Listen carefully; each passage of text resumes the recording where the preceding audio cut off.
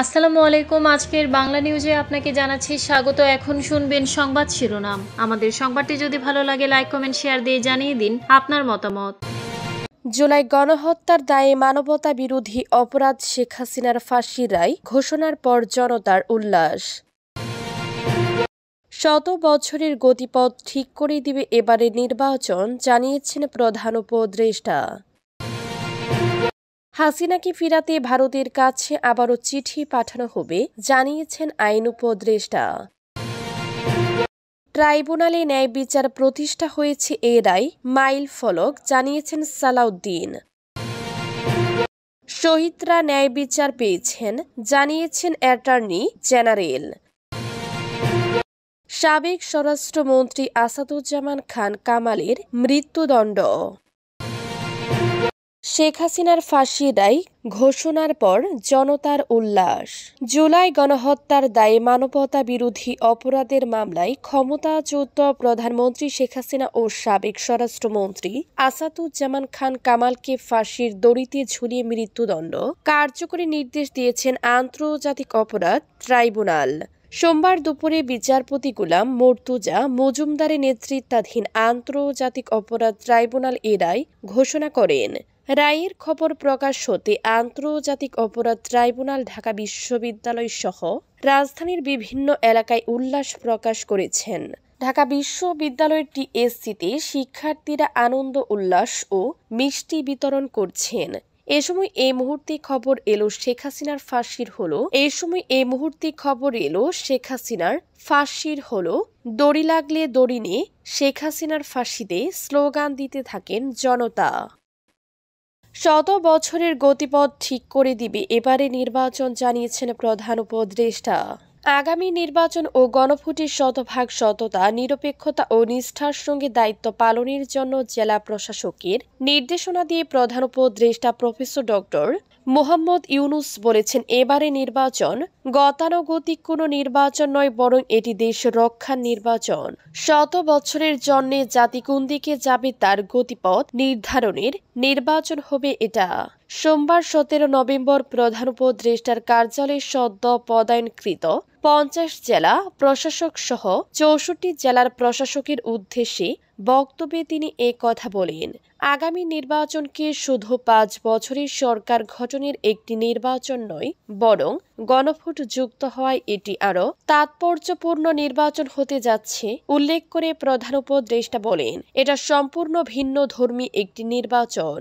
জাতি বহু প্রহসনে নির্বাচন দেখেছে, সেই স্মৃতি ছাপিয়ে যেতে আমাদের ভূমিকা রাখতে হবে। মোহাম্মদ ইউনুস বলেন, এটা গণ অভ্যুত্থান অন্তর্বর্তী নির্বাচন। এই নির্বাচন গণ অভ্যুত্থানকে পূর্ণতা দেওয়ার নির্বাচন। এই নির্বাচনে জেলা প্রশাসকদের ভূমিকা অত্যন্ত গুরুত্বপূর্ণ উল্লেখ করে তিনি বলেন, এই নির্বাচনে জেলা প্রশাসকদের ভূমিকা অত্যন্ত গুরুত্বপূর্ণ উল্লেখ করে তিনি বলেন, কোনোভাবে ব্যর্থ হওয়ার সুযোগ নেই। এই নির্বাচনের মাধ্যমে জাতি নবজন্ম লাভ করবে এবং জেলা প্রশাসকরা থাকবেন যাত্রীর ভূমিকায়। হাসিনাকে ফেরাতে ভারতের কাছে আবারও চিঠি পাঠানো হবে, জানিয়েছেন আইন উপদেষ্টা। গণ অভ্যুত্থানের সময় সংঘটিত মানবতা বিরোধী অপরাধের দায়ে মৃত্যুদণ্ডপ্রাপ্ত ক্ষমতাচ্যুত প্রধানমন্ত্রী শেখ হাসিনাকে দেশে ফিরিয়ে আনতে ভারতের কাছে আবারও চিঠি পাঠানো হবে বলে জানিয়েছেন আইন উপদেষ্টা ডক্টর আসিফ নজরুল। সোমবার 17 নভেম্বর বিকালে আইন মন্ত্রণালয়ে নিজ দপ্তরের সাংবাদিকদের এক প্রশ্নের জবাবে তিনি কথা বলেন। ডক্টর আসিফ বলেন, আমরা শেখ হাসিনাকে দেশে প্রত্যর্পণের জন্য ভারতের কাছে আবারও চিঠি দিব। ভারত যদি এই গণহত্যাকারীকে আশ্রয় দেয়া অব্যাহত রাখে, তাহলে ভারতকে বুঝতে হবে বাংলাদেশ ও দেশের মানুষের বিরুদ্ধে একটা শত্রুতা এবং একটা নিন্দনীয় আচরণ।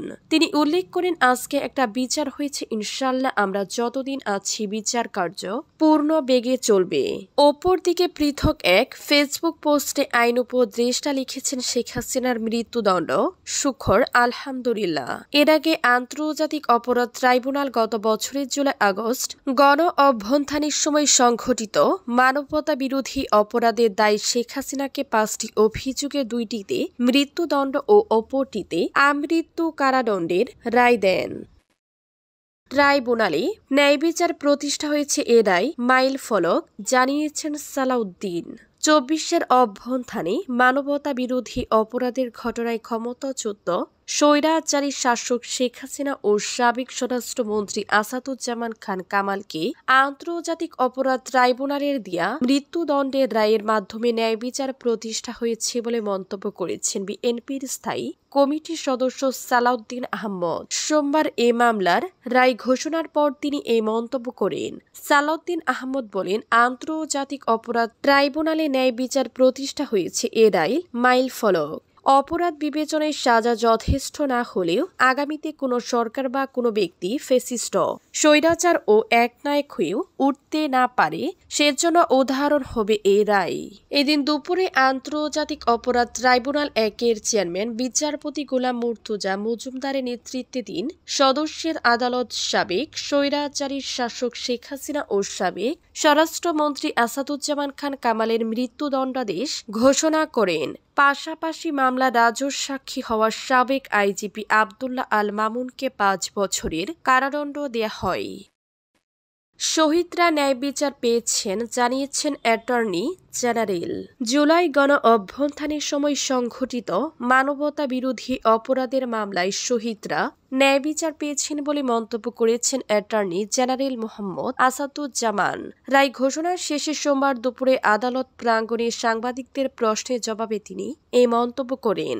জুলাই গণ অভ্যুত্থানের সময় সংঘটিত মানবতা বিরোধী অপরাধে শেখ হাসিনার বিরুদ্ধে করা মামলার 2টি অভিযোগে তাকে মৃত্যুদণ্ড দেয়া হয়েছে। এর আগে সোমবার দুপুর 12:30টার দিকে রায় ঘোষণার কার্যক্রম শুরু হয়। 453 পৃষ্ঠার এ রায়ে 6টি অংশ রয়েছে। রায়ে ট্রাইব্যুনাল বলেছেন, শেখ হাসিনা সহ 3 আসামির অপরাধ প্রমাণিত। 2টি অভিযোগে শেখ হাসিনাকে মৃত্যুদণ্ড দেয়া হয়েছে। একটি অভিযোগে সাবেক স্বরাষ্ট্রমন্ত্রী আসাদুজ্জামান খান কামালকে মৃত্যুদণ্ড দেয়া হয়েছে। অ্যাপ্রোভার রাজসাক্ষী হওয়ায় পুলিশের সাবেক মহাপরিদর্শক চৌধুরী আবদুল্লাহ আল মামুনকে 5 বছরের কারাদণ্ড দেয়া হয়েছে। সাবেক স্বরাষ্ট্রমন্ত্রী আসাদুজ্জামান খান কামালের মৃত্যুদণ্ড মামলায় সাবেক স্বরাষ্ট্রমন্ত্রী আসাদুজ্জামান খান কামালকে মৃত্যুদণ্ড দিয়ে রায় ঘোষণা করেছেন আন্তর্জাতিক অপরাধ ট্রাইব্যুনাল। সোমবার 17 নভেম্বর ট্রাইব্যুনাল 1-এর চেয়ারম্যান বিচারপতি গোলাম মুর্তজা মজুমদারের নেতৃত্বাধীন 3 সদস্যের বিচারিক প্যানেলে রায় দেন। ট্রাইব্যুনালের অন্য 2 সদস্য হলেন বিচারপতি শফিউল আলম মাহমুদ ও বিচারপতি মহিতুল হক এনাম চৌধুরী।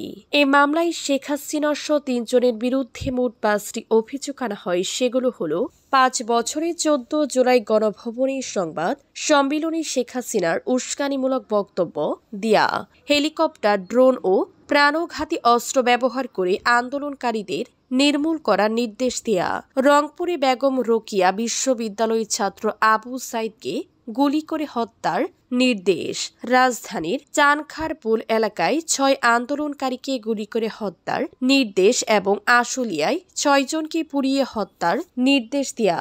শুরুতে এ মামলার একমাত্র আসামি ছিলেন শেখ হাসিনা। গত 16 মার্চ সাবেক আইজিপি চৌধুরী আবদুল্লাহ আল মামুনকেও এ মামলার আসামি করা হয়। সবশেষ গত 12 মে মামলার তদন্ত প্রতিবেদনে সাবেক স্বরাষ্ট্রমন্ত্রী আসাদুজ্জামান খান কামালের নাম আসে। গত 10 জুলাই এ মামলায় আনুষ্ঠানিক অভিযোগ গঠন করেন ট্রাইব্যুনাল।